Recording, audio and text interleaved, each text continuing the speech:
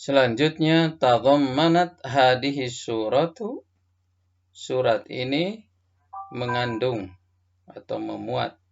Surat ini mengandung al-kalama, pembicaraan, an maudu'atil aqidati, mengenai tema-tema akidah.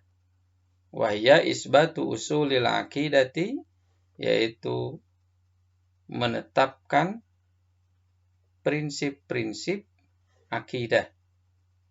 Minal imani billahi, yakni beriman kepada Allah, wa wahdaniyatihi, mengesahkan Allah, wa tasdiqin nubuwati, membenarkan kenabian, wal iqrari bil ba'si wal yaumil akhiri, dan pengakuan akan adanya hari kebangkitan dan hari akhir.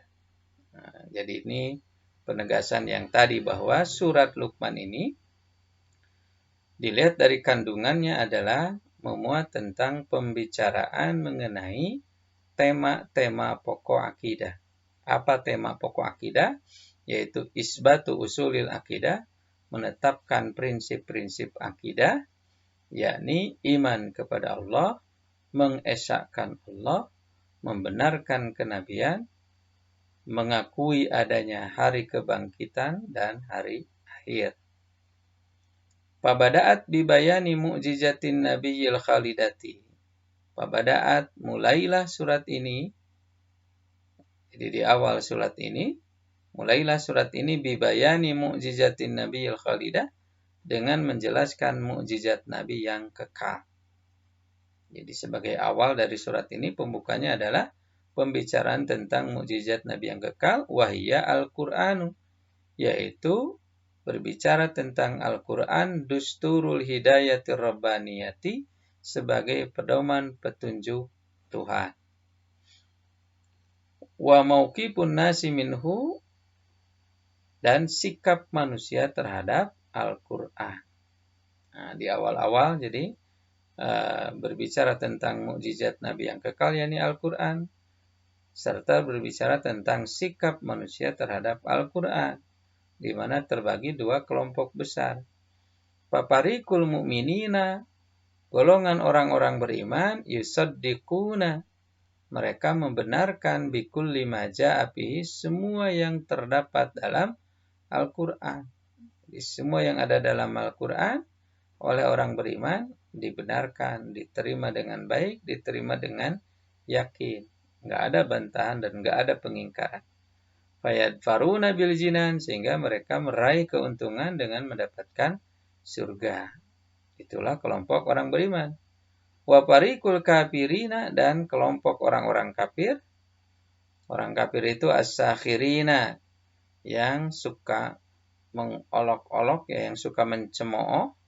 Al-haziina, yang suka mengolok-olok, istihja itu ya. Al-haziin, yang suka mengolok-olok. Itu karakter orang kafir.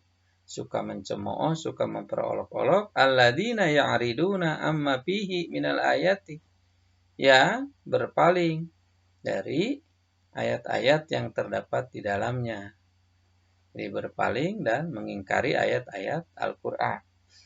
Wa yadhilluna, sehingga mereka tersesat, an sabilillahi, dari jalan Allah, jahlan, karena kebodohannya. Itu nasib orang kafir, tersesat dari jalan Allah karena kebodohannya, sehingga pada akhirnya fayatalaqawnal adzabal alim, mereka mendapatkan siksa yang pedih, neraka. Summa tahaddasat, kemudian surat ini berbicara an adillatil wahdaniyati, mengenai dalil-dalil keesaan Allah, wal qudratil bahirati lillahi rabbil alamin, dan kekuasaan Allah yang agung, kekuasaan yang agung, lillahi, bagi Allah, rabbil alamin, Tuhan semesta alam. Jadi dalil tentang keesaan Allah, dalil tentang kuasa Allah yang agung, min khalqil alami, berupa atau dalam hal penciptaan alam, wal kauni, dan semesta. Ya, alam semesta. Nah, sebetulnya alam dan kaun itu artinya sering diartikan alam, dunia, alam. Hanya biasanya bedanya kalau alam itu dunia yang dihuni manusia, kalau al-kaun adalah dunia bagian atas, jadi angkasa gitu. Watala dzalika mengikuti hal tersebut, jadi maksudnya malah selanjutnya setelah berbicara wahdaniyat, berbicara qudrah, watala dzalika selanjutnya bayanu qissati Luqman al-Hakim, ini cerita tentang kisah Luqman al-Hakim, wa wasoyahu dan pesan-pesannya al-khalidati yang kekal libni terhadap anaknya. Jadi cerita Luqman al-Hakim dan pesan-pesannya yang abadi terhadap anaknya. Sehingga cerita tersebut ta'liman linnasi, menjadi pembelajaran bagi manusia pada umumnya, wa irsadan lahum, dan menjadi petunjuk bagi mereka. Cerita Luqman, pesan-pesan Luqman terhadap anaknya yang diabadikan dalam surat tersebut nantinya menjadi pembelajaran bagi manusia dan petunjuk bagi mereka. Apa isi pesannya? Kandungan pesannya, jadi meliputi apa saja? Nah, wa ala rasiha sebagai pangkalnya, jadi pesan utama, pesan di awal, sebagai pangkal pesan tersebut adalah nabdus syirki, yakni menangkal kemusyrikan. Kan nanti kan di ayatnya ya bunayya la tusyrik billah.